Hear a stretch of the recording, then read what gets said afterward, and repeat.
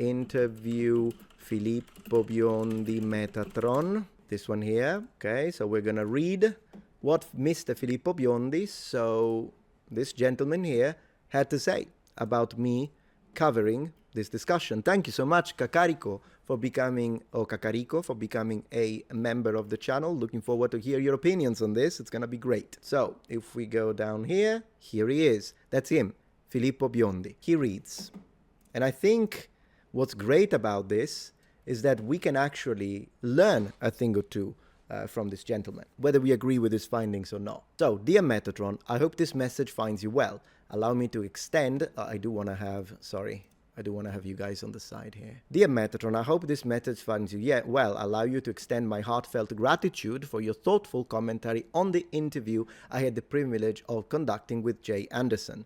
Your detailed reflections are deeply appreciated, and I'm truly honored by the trust you have placed in the acoustic scanning techniques we have employed to explore the Giza plateau. Now, up to this point, I gotta say, guys, he's a gentleman, okay? We can disagree, and I still don't like neither Armando May nor Corrado Malanga, I'm gonna say it.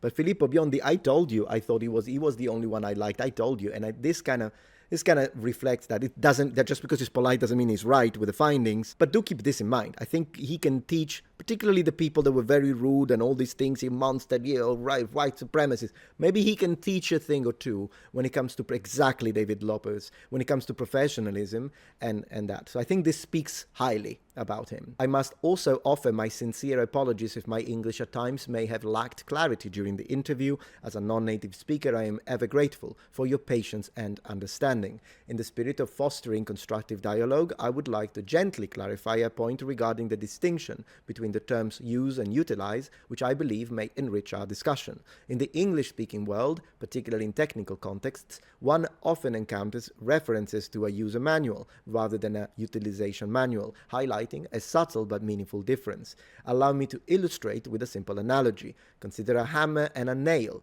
with the task of driving the nail into a wall. In this case, one would naturally use the hammer as it is designed precisely for this purpose. However, if a hammer is unavailable and only a stone and a nail are at hand, one might utilize the stone to accomplish the task. The term use thus denotes employing an object for its intended purpose, while utilize suggests an innovative or unconventional application of an object to achieve a goal. I love how you explain this, by the way, and we'll see why he's saying this, but yeah, that was pretty good. In this sense, utilize reflects a creative adaptation, often born of necessity to fulfill a purpose. Here in Italy, we frequently utilize objects in resourceful ways. I don't think he knows I'm Italian, by the way. If he tells me here in Italy, I think he thinks I'm not Italian, which is kind of funny, as the right tool is not always at hand. He's correct.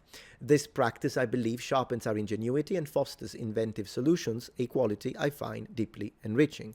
I commend you wholeheartedly for your engaging and insightful broadcast. Your dedication to exploring such topics with rigor and curiosity is truly admirable. With warmest regards, Filippo Biondi.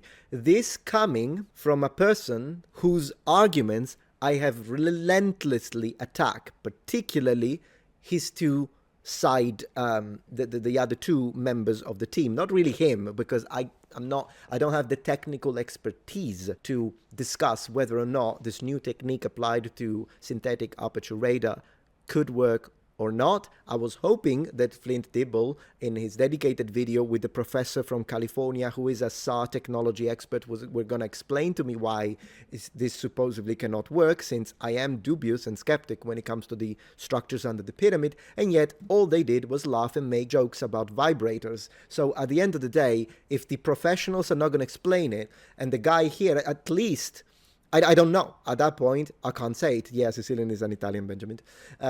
At that point, I don't know. I don't know if his technique can or cannot work, and I'm going to wait. I'm going to just push them to prove it for people like me, like us, prove it by making it work on sites that are underground. So not just the laboratories of the Gran Sasso d'Italia in Abruzzo, central Italy, but in general places that are under the ground. And that's the thing. Thank you so much, Jasper Owens. Man, you always give the membership. You're great. I really appreciate your support. It was received by Luna Corvus, which is an awesome name. And but I want to say, this is our gentleman answers constructive criticism, because my criticism has always been constructive, particularly when it comes to him.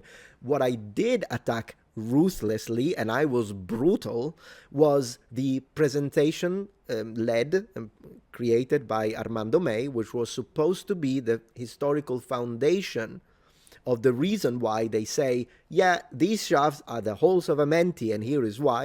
He failed miserably, and I relentlessly attacked that presentation, and I think I did a very good job at doing it.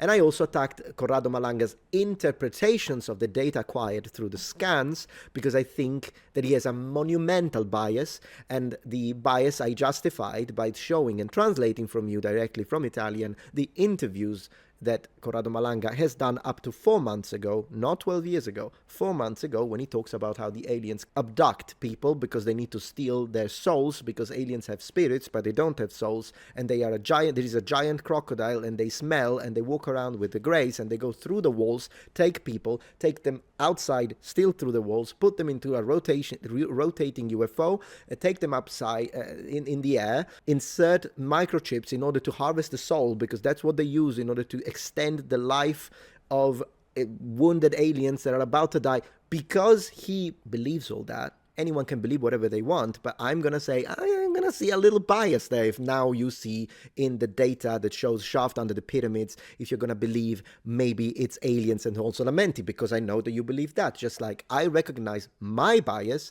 as a Christian when I review data that is historical and has to do with Christianity. I have a bias. I just try to reduce it as much as possible, and one of the ways to do it is to collaborate with a team, including my lead researcher, who is an atheist, and we continuously keep each other in check, because he has his own bias, by the way, when it comes to Christianity due to his atheism, and I have my own biases because I have a desire to find proof of stuff that is in the Bible, because yeah, I love Jesus, so that's a bias, and I recognize it.